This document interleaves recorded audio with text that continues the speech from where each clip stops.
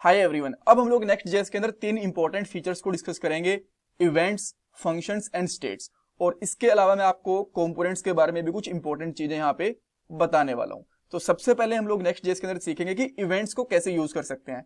Directly आप events को use करने की कोशिश करोगे ना तो आपको एरर आएगा। कैसे उसको फिक्स करना है मैं आपको बताऊंगा। उसके बाद में फंक्शंस बनाएंगे, उनको कॉल करना भी सीखेंगे। एक कंपोनेंट को एज अ फंक्शन कैसे कॉल कर सकते हो मैं आपको ये भी बताऊंगा। एक कंपोनेंट के अंदर हम लोग कंपोनेंट कैसे बना सकते हैं। कंपोनेंट के अंदर कंपोनेंट कॉल करने की बात नहीं कर रहा, बनाने की बात कर रहा हूं। वो भी हम लोग सीखने वाले हैं।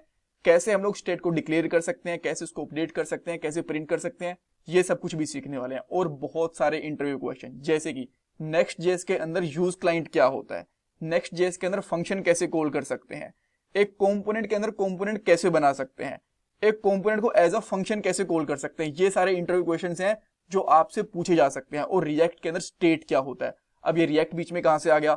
देखो, रिएक्ट से ही नेक्स्ट जेएस बना, ये मैं आपको बहुत बार बता चुका हूं। और स्टेट का यूज नेक्स्ट जेएस के अंदर भी होता है, रिएक्ट के अंदर भी होता है। तो आपसे पूछ सकते हैं कि रिएक्ट के अंदर स्टेट क्या होती है। इवन मैं इसका आंसर आपको दे दूंगा, डोंट वरी। सो इन सबको आप अच्छे से पढ़ के जाना, बहुत ज्यादा इंपॉर्टेंट इंटरव्यू क्वेश्चन। और ये हमारी प्लेलिस्ट है जिसके अंदर 3 वीडियोस आ चुकी हैं, और भी बहुत सारी वीडियोस आएंगी। इनका लिंक आपको डिस्क्रिप्शन बॉक्स में मिल जाएगा। अब हम लोग आते हैं कोड के ऊपर।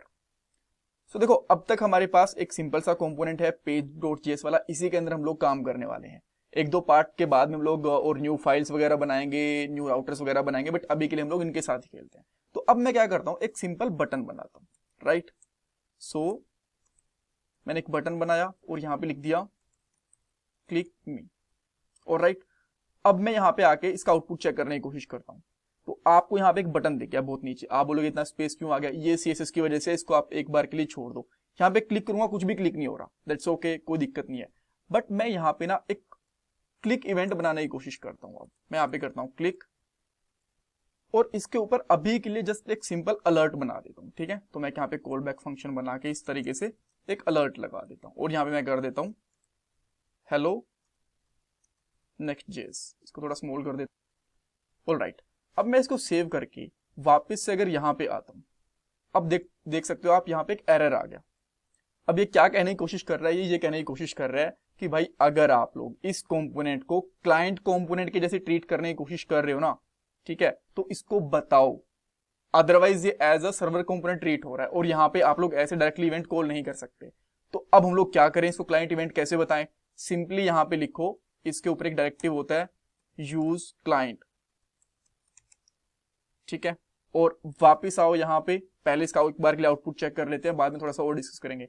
यहाँ पे क्लिक करेंगे, अब हमारे पास हेलो नेक्स्ट जेएस वाला इवेंट प्रॉपर्ली काम कर रहा है। अब ये हुआ क्या, पॉइंट ये है, देखो मैंने आपको एक बार के लिए पहले बताया था कि नेक्स्ट जेएस के अंदर हम लोग सर्वर साइड रेंडरिंग भी करते हैं। इवन मैं एक server side and client side rendering के ऊपर एक अलग से वीडियो लेके आऊंगा, बट अभी के लिए शॉर्ट में समझ लो, ठीक है। सर्वर साइड रेंडरिंग क्या होती है कि जैसे ही डाटा हमारा सर्वर से उठ के आता है ना, तो वहां पे रेंडरिंग होती है।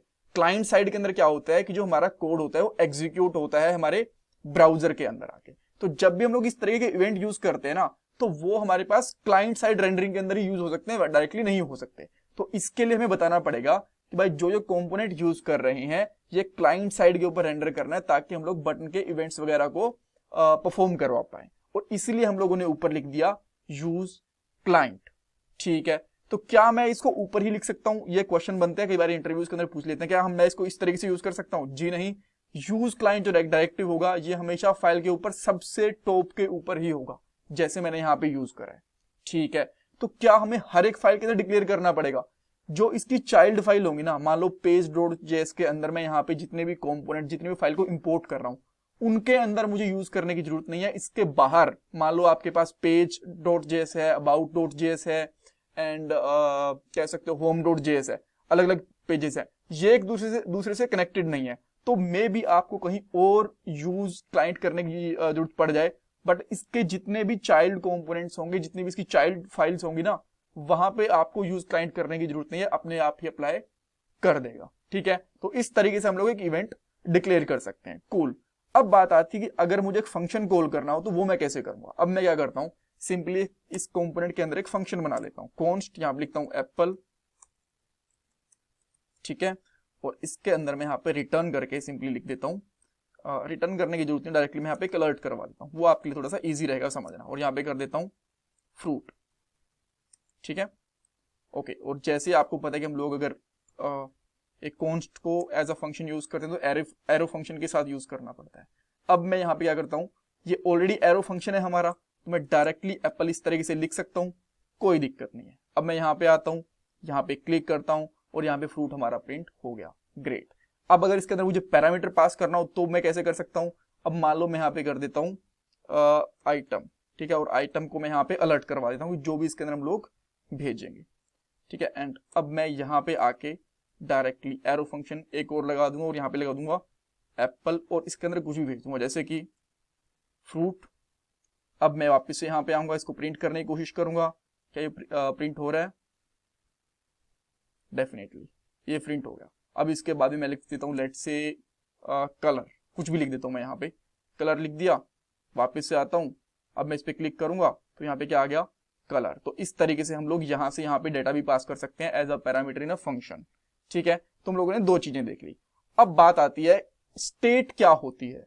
देखो वैसे तो रिएक्ट जीएस वाली अगर सीरीज आपने देखी हो तो स्टेट मैंने काफी अच्छे से पढ़ाई है आपको, फंक्शनल और क्लास बेस्ड कंपोनेंट हर कहीं के किसी के अंदर, उसका लिंक भी मैं डिस्क्रिप्शन बॉक्स में डाल दूंगा, जो इंपॉर्टेंट वीडियो है स्पेसिफिकली, बिकॉज वो बहुत इंपॉर्टेंट है, इंटरव्यू क्वेश्चन इसके लिए पूछ ले जाते हैं। बट अगेन मैं यहाँ पे थोड़ा सा फटाफट से इसको एक्सप्लेन कर देता हूँ। देखो स्टेट एक कंटेनर होता है हमारा जो कि कंपोनेंट के अंदर ही यूज हो सकता है, इसके बाहर यूज नहीं कर सकते। अगर एक स्टेट के डाटा को आपको कंपोनेंट से बाहर लेके जाना है तो वो एज अ प्रोप्स लेके जा सकते हैं, एज अ स्टेट लेके नहीं जा सकते, ठीक है। पहली चीज तो ये कि हमारे पास एक कंटेनर के जैसा होता है, आप ये कह सकते हो कि हमारा एक कंपोनेंट का ऑब्जेक्ट होता है, ठीक है, जिसके अंदर हम लोग कोई भी डेटा रख सकते हैं, कोई भी इंफॉर्मेशन रख सकते हैं विद इन अ कंपोनेंट के आउटसाइड उसको एक्सेस नहीं कर सकते, ठीक है। जैसा कि एक वेरिएबल होता है ना, सिमिलरली उसी तरीके से एक स्टेट होती है। जैसे कि वेरिएबल के अंदर हम लोग कोई भी डेटा रख सकते हैं, उसके अंदर object, array, string, Boolean value कुछ भी रख सकते हैं, इसी तरीके से हम लोग एक स्टेट के अंदर भी किसी भी कोई data, object, array, Boolean value कुछ भी रख सकते हैं। तो अब एक क्वेश्चन और बनता है कि एक स्टेट के अंदर एंड एक वेरिएबल के अंदर क्या डिफरेंस होता है। ध्यान से सुनना जो मैं बोल रहा हूं, जब आप एक वेरिएबल डिक्लेयर करते हो तो वो इस कंपोनेंट को रीरेंडर नहीं करता, बट जब आप एक स्टेट डिक्लेयर करते हो और उसको अपडेट करते हो तो वो कंपोनेंट को रीरेंडर करता है। अब मान लो यहां पे मैंने एक नॉर्मल वेरिएबल बनाया, ठीक है, मैं आप लिख देता हूं नॉर्मल वार। अब इसके अंदर मैं यहां पे अपडेट कर देता हूं लेट से हेलो, ठीक है, मैंने इस तरीके से करा। जैसे ही ये वाला वेरिएबल अपडेट होगा ना तो ये स्टेट रीरेंडर नहीं होगी, जो ये रिटर्न वाला पार्ट है ना ये रीरेंडर नहीं होगा। बट रिएक्ट जीएस की एक खासियत है कि जब भी अगर ये स्टेट होगी ना, अगर मान लो यहाँ पे रिएक्ट स्टेट है, ठीक है, यहाँ पे रिएक्ट स्टेटस को मैं यहाँ पे डाल रहा हूँ, कैसे डिक्लेयर करना मैं आपको भी बताऊंगा। अगर ये होगी तो ये जो HTML वाला पार्ट है ना, हमारा जो कंपोनेंट है, ये री-रेंडर होगा। अब री-रेंडर का मतलब क्या है, आप ये कह सकते हो एक बार फिर से एग्जीक्यूट होगा और वो चेक करेगा कि ये स्टेट कहां कहां पे यूज हो रखी है, उसके डाटा को अपडेट कर देगा, ठीक है। अब मान लो यहां पे जो ये रिएक्ट स्टेट है ना, यहां पे यूज कर रखी है मैंने इस तरीके से, यहां पे यूज कर रखी है मैंने इस तरीके से, तो जैसे ही ये वाला फंक्शन कॉल करूंगा इस कंपोनेंट को री-रेंडर करेगा और चेक करेगा कि यहाँ पे जो ये रिएक्ट की स्टेट है कहां कहां यूज हो रखी है, उसकी वैल्यू को अपडेट कर देगा हेलो, बिकॉज पहले कुछ और वैल्यू थी, ठीक है। आपको और अच्छे से समझाता हूं मैं अभी इसको सब कुछ वापस करता हूं, ठीक है। आपको जो नॉर्मल डेफिनेशन थी वो क्लियर हो गई। अब मैं क्या करता हूं, सिंपली एक स्टेट लेता हूं, ठीक है, यहाँ पे इसका स्टेट का नाम मैं रखता हूं नेम। स्टेट कुछ ऐसे डिक्लेयर करते हैं हम लोग, इसके अंदर दो चीजें होती है, नेम एंड सेट नेम। जो सेकंड सेट नेम होता है इससे हम लोग अपडेट करते हैं और इससे वैल्यू को, जो फर्स्ट वाला आइटम है, इससे वैल्यू को प्रिंट करते हैं। यूज स्टेट देखो ये रिएक्ट से अपने आप इंपोर्ट हो गई और यहाँ पे बाय डिफॉल्ट नेम रखता हूं मैं इसका अनिल। अब मैं इसको यहाँ पे अपडेट करने की कोशिश करता हूँ, इसको मैं यहाँ से हटा देता हूँ जो भी मैं वेरिएबल यूज कर रहा हूँ, राइट, अदरवाइज आप यहाँ पे कंफ्यूज हो गए, ठीक है। तो यहाँ पे नॉर्मली कर देता हूँ, अभी इसको भी हटा देता हूँ, इसकी भी जरूरत नहीं है, ठीक है। सो मैं यहाँ पे इसको प्रिंट करता हूँ नॉर्मली स्टेट के साथ में। स्टेट में प्रिंट करने के लिए मैं JSX यूज करना पड़ता है, JSX के ऊपर मैं ऑलरेडी वीडियोस बना चुका हूँ, अलग से वीडियो बना दूंगा। जो डबल ब्रैकेट्स लगा देते हैं ना, इस तरीके से ब्रैकेट को बंद कर देते हैं, खोल देते हैं, इसके अंदर आप कह सकते हो HTML वाले पार्ट के अंदर हम लोग JS लिख सकते हैं। तो यहाँ पे आके हम लोग क्या करेंगे, सिंपली नेम को प्रिंट कर देंगे। ठीक है, अब वापस आते हैं, हमें क्या दिख रहा है, देखो अनिल यहाँ पे दिख गया लिखा हुआ। अब इस बटन के क्लिक के ऊपर मैं इसको अपडेट करता हूँ स्टेट को। ठीक है, अब मैं यहाँ पे आता हूँ सिंपली और यहाँ पे लिखूंगा सेट नेम और इसके अंदर डाल दूंगा सिद्धू। जैसे मैंने यहाँ पे सिद्धू को डाला और इसके ऊपर मैं क्लिक करूंगा तो यहाँ पे देखो सिद्धू अपने आप अपडेट हो गया। ठीक है, हो गया ना, आपको दिखा ना, फिर से दिखाता हूं मैं आपको। यहाँ पे क्लिक करा, यहाँ पे सिद्धू अपने आप अपडेट हो गया।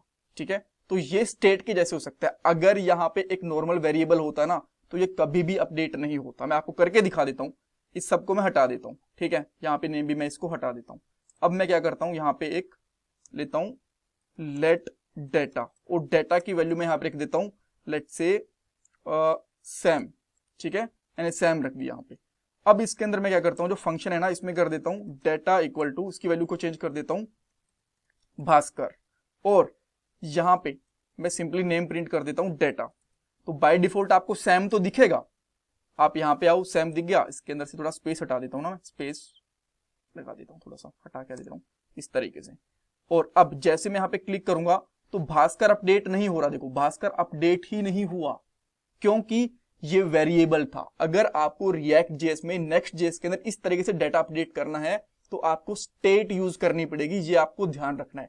यही काम होता है स्टेट का। और तभी मैं बोलता हूं कि जैसे ही आप एक स्टेट को अपडेट करोगे, स्टेट यूज करोगे, तो वो कंपोनेंट को री-रेंडर करेगी, जो नया वाला डाटा है उसको प्रिंट कर देगी। और वेरिएबल ये चीज नहीं कर सकता। ठीक है, तो वापस से मैं यहाँ पे नेम लिख के देता हूं, कुछ गलत हटा दिया मैंने। ठीक है, यहाँ पे जो डेटा है इसको हटा दूंगा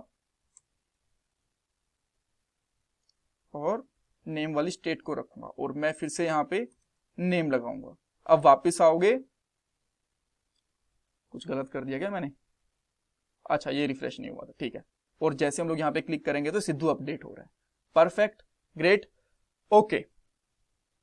तो हम लोगों ने एक बार के लिए क्या क्या सीख लिया हम लोग देख लेते हैं। इवेंट सीख लिया, फंक्शन बना के कैसे इसको कॉल करना है वो सीख लिया, स्टेट को बनाना उसको अपडेट करना सीख लिया, यहाँ पे यूज क्लाइंट का यूज, फंक्शन को बनाना, ये सारी की सारी चीजें सीख ली। रिएक्ट के अंदर स्टेट क्या होती है, फंक्शन को, अच्छा दो चीजें रह गई हमारे पास यहाँ पे, कंपोनेंट के अंदर कंपोनेंट कैसे बना सकते हैं, उसको एज अ फंक्शन कैसे यूज कर सकते हैं। ठीक है, तो देखो मैं यहाँ पे क्या करता हूँ, एक और कंपोनेंट बनाता हूँ। यहाँ पे सिंपली लेता हूँ कॉन्स्ट और इसका नाम मैं यहाँ पे रख देता हूँ लेट से इनर कॉम्प। कॉम्प नाम रख दू इसका, कोई दिक्कत नहीं है। और अब इसके अंदर आप लोग क्या करो, सिंपली यहाँ पे रिटर्न करवा दो, कुछ भी रिटर्न करवा दो जो भी आपको ठीक लगे। मैं यहाँ पे कर देता हूँ एक h1 टैग और इसका नाम मैं कर देता हूँ इनर कंपोनेंट। ठीक है, अब इस इनर कंपोनेंट को मैं यहाँ पे आके इस बटन के नीचे कॉल कर देता हूँ इस तरीके से। ठीक है, तो क्या लगता है ये कॉल होगा, डेफिनेटली कॉल होगा। हम लोग यहाँ पे आते हैं, इनर कंपोनेंट ये चल गया। ठीक है, तो इस तरीके से आप बना सकते हो कि इनर कंपोनेंट कैसे बना सकते हैं, एक कंपोनेंट के अंदर कंपोनेंट बना सकते हैं कि नहीं बना सकते हैं, ये हो गया। कंपोनेंट के अंदर कंपोनेंट यूज करना एक अलग चीज होती है, बनाना एक अलग चीज होती है। इस तरीके से आप बना भी सकते हो। और मैंने एक चीज बोली थी आपको, एक कंपोनेंट को एज अ फंक्शन कैसे कॉल कर सकते हो। देखो मैंने यहाँ पे इस फंक्शन की आपको आउटपुट दी, इनर कंपोनेंट हम लोगों ने यहाँ पे एज अ कंपोनेंट यूज करा है इसको। अब मैं क्या करता हूं ना, सिंपली इनर कंपोनेंट और इसको इस तरीके से ब्रैकेट्स लगा देता हूं। अब मैं आता हूं वापस से, देखो ये देख सकते हो, इसका रीजन है क्योंकि हमने यहाँ पे JSX यूज नहीं करा। अब मैं यहाँ पे JSX यूज करता हूँ, वापिस आता हूँ, अगेन यहाँ पे कॉल हो चुका है। इसका क्वेश्चन मुझे, इसका आंसर मुझे आप दोगे, एक नॉर्मल कंपोनेंट के जैसे यूज करना इसको और एक एज अ फंक्शन के जैसे यूज करना, इन दोनों में क्या डिफरेंस है।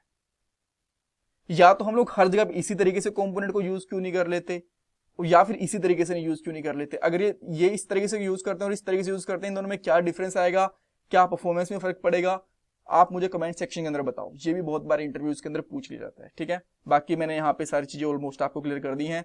कुछ कंफ्यूजन है, कुछ डाउट है तो मुझे कमेंट सेक्शन के अंदर पूछो। वीडियो को लाइक करना प्लीज बिल्कुल मत भूलना। एंड नेक्स्ट वाले सेशन के अंदर हम लोग हुक्स का, स्टेट्स का और यूज करना सीखेंगे और JSX का यूज करना सीखेंगे। उसके बाद हमारी बेसिक चीजें कवर हो जाएंगी और हम लोग प्रोजेक्ट वाले स्ट्रक्चर के ऊपर आ जाएंगे फिर हम लोग। ठीक है, कि किस तरीके से हम लोग ये जो एक फाइल होती है इनको एक्सप्लेन करूंगा। पैकेज.json का यूज क्या है, next.config.js क्या है, JS config क्या है, ES लिंट लिंट rc.json क्या है, सारी की सारी फाइल्स के बारे में एक एक करके मैं आपको बताऊंगा। सो इस वाली प्लेलिस्ट को देखना बिल्कुल मत भूलना, बहुत सारे क्वेश्चंस भी आने वाले हैं और जल्द ही आपके लिए एक छोटी सी एक्सरसाइज भी आने वाली है। So thank you so much for watching this video.